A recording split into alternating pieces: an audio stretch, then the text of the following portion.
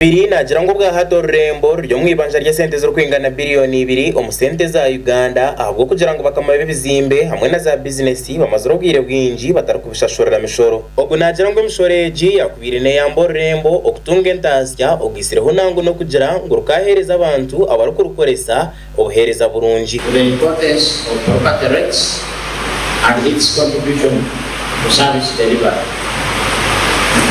Besides, let us use this event to reflect on service delivery challenges which we are faced with and how best can rely improve on the service delivery needs and demands.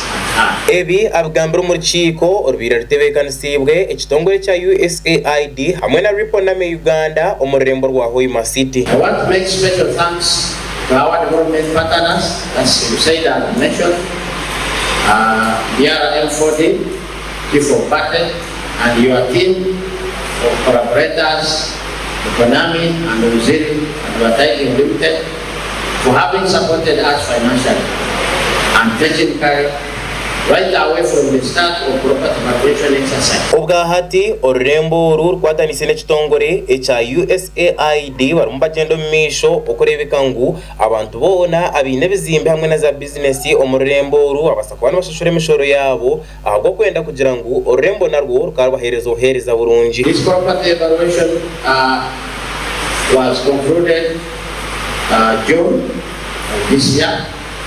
And we are now ready to start implementing the evaluation law, which we have already started. I believe our landlords have started receiving the manuals. Omuri yatina tukunda okurwa mu kitongore echa Riponame Uganda nagira ngo bwa hati bagerezeho gukora kucondozo kurukumara omurembo rwa Hoima City konka bagire kushanga bashanga ngo abantu binemwe bizimbe hamwe na za business tubara kushashura mishoro y'ebintu byabo. There is a lot of property that is being developed and people do not know the responsibility for that property. People do not know the circumstances or the beneficiaries that they can get through this property. Bamwe abantu abine bizimbe hamwe na za business omurembo ru abarumuka Wilberforce umusinguzi okurwa umuseru ya Isaka Kijungu Ismail Isingoma okurwa mu Rusakalowa hamwe na Peter Semiga okurwa mu Kiryatete West Cell abantu bagira ngo abantu aborembo rwatireho okubasa kubana babashoroze mishoreji nibija bari gukoresa emiringo tashyikire kandi kubatunduza niyo nshonga habwenshi nabatwazo mu ngereji. Sometimes when the technical staff are passing through in our villages, you may find that the actual landlord is not on ground. So the information which is given, because some houses, you may find that it is maybe some rooms are not occupied of the tenants, they are vacant, others left and they never paid. So as a landlord, when the demand not comes, it includes even what was not received.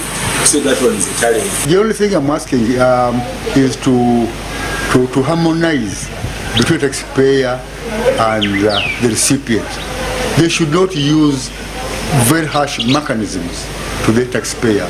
Just a matter of, because none of us is a robot, we are all human beings, but we should not be sensitized and harmonized in order to make it easier for us to pay for taxes. The procedure used to be bad simply because the money would be collected in a harsh manner. People being mishandled simply because they have got properties in the town, which is not good.